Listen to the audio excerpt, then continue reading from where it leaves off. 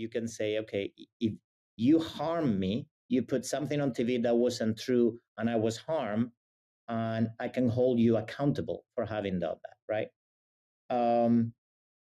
But we have a challenge on that on social media, and the challenge was born of the fact of,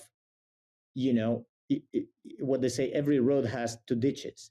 If we would, maybe at the very beginning of the growth of social media, we would hold every internet property to do that, then everybody would get sued, and then the internet would never go anywhere, because of we're such a litigious company, a litigious society, that we love to figure out an angle to do that.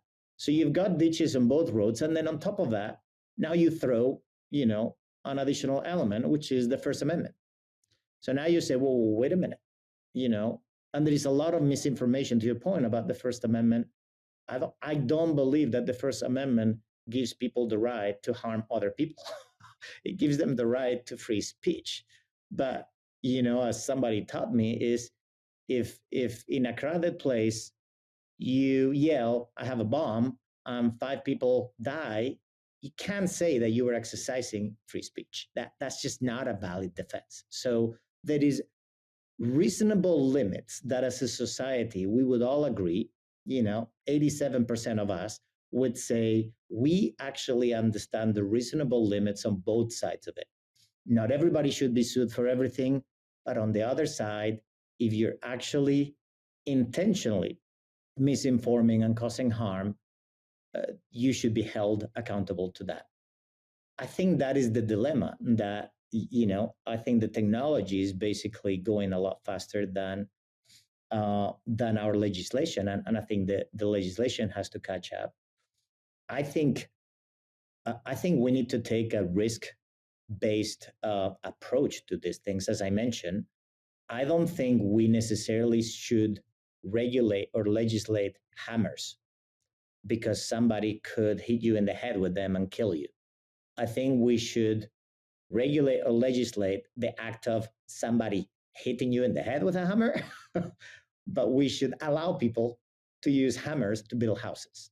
Very difficult to hold somebody in Russia accountable, right? If they're interfering with U.S. elections, but certainly we should be able to hold people accountable if they're spreading and disseminating fake news in the United States about the U.S. election.